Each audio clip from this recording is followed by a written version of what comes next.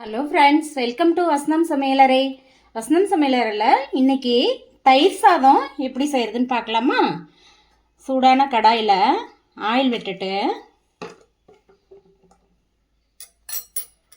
இதுக்கு பார்த்தீங்கன்னா என்னென்ன பொருட்கள் தேவைன்னா கருவேப்பிலை, பச்சை மிளகாய், இஞ்சி நறுக்கி வச்ச இஞ்சி, மல்லித்தலை,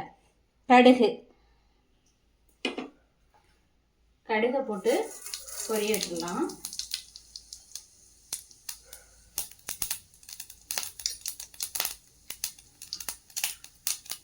நறுக்கி வச்சிருக்க இஞ்சி,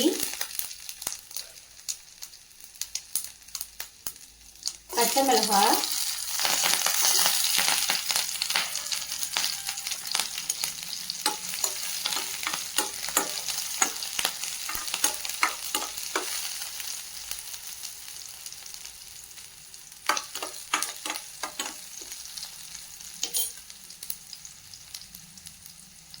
கருவேப்பிலை,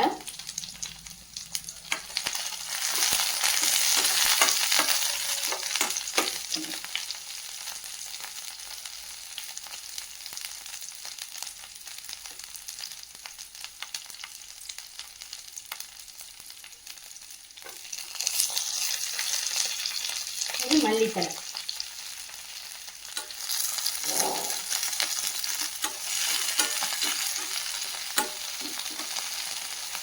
இது நல்லா லேசாக வதக்கி எடுத்துக்கோங்க.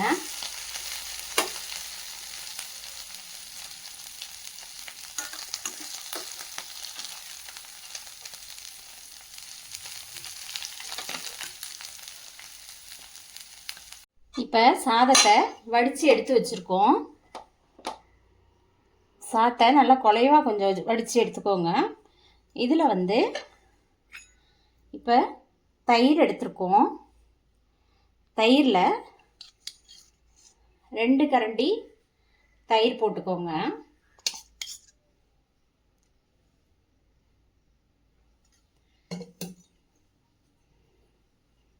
பால் காய்ச்சி ஆற வச்சுருக்கோம். இந்த பால் 1 கப் போட்டுக்கோங்க.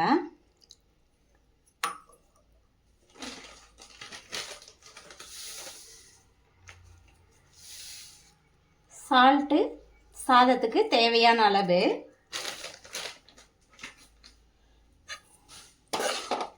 இதை நல்லா மிக்ஸ் பண்ணி கொடுங்க.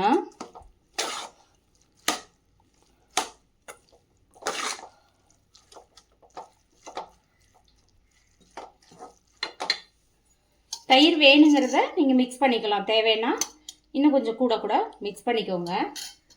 பால் வேணும். இப்போ லஞ்சு கட்டுறோன்னா தயிர் சாதம் புளிச்சிரும். அப்போ அதுக்கு பால் நிறையாவும் தயிர் கம்மியாகவும் மிக்ஸ் பண்ணி தயிர் சாதம் ரெடி பண்ணுங்கள்.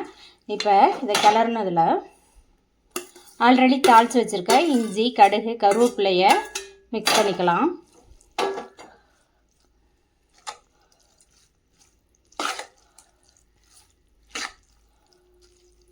இது வரமிளகாயும் போட்டுக்கலாம், இல்லை வரமிளகாய் 2, காரம் பச்சை மிளகாய் 2 கூட போட்டுக்கலாம். அது உங்களோட ஆப்ஷனல் தான். அது சாதத்தை நல்லா மிக்ஸ் பண்ணி விட்டுடுங்க. இது மாதிரி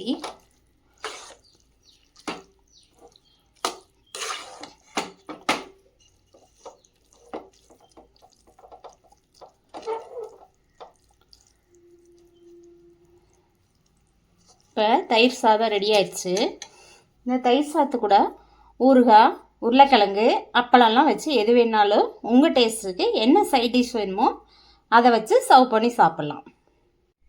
இந்த டிஷ் பிடிச்சிருந்தா வசந்தம் சமையலறையை சப்ஸ்கிரைப் பண்ணுங்கள், ஷேர் பண்ணுங்கள், லைக் பண்ணுங்கள். தேங்க்யூ.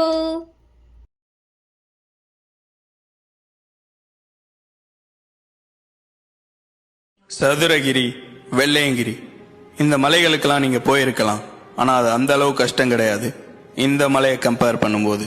ஏன்னா இந்த மலையை ஏறி முடிக்கிறதுக்கே 2லேருந்து 3 நாள் வரைக்கும் ட்ரெக்கிங் பண்ணி போகணும். ஜனவரியிலேருந்து மார்ச் மாதம் வரைக்கும் மட்டும்தான் இங்கே போகிறதுக்கான அனுமதி இருக்கு. அதுக்கப்புறம் இங்கே சித்தர்கள் நடமாட்டமும் அமானுஷ்யமான நிகழ்வுகளும் அதிகமாக இருக்கிறதுனால யாருக்கும் அனுமதி கிடையாதுன்னு சொல்றாங்க. அகத்தியர் மலை, பாபநாசம் மேற்கு தொடர்ச்சி மலைகள் அமைஞ்சிருக்கிறது தான் இந்த அகத்தியர் மலை. இந்த மலை கேரளாக்கும் தமிழ்நாட்டுக்கும் இடையில அமைஞ்சிருக்கு.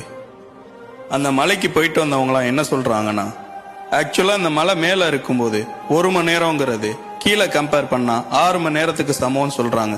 அதுக்கு காரணம் அங்க இருக்கக்கூடிய காந்த புலம்னு சொல்றாங்க. அகத்தியர் மலை.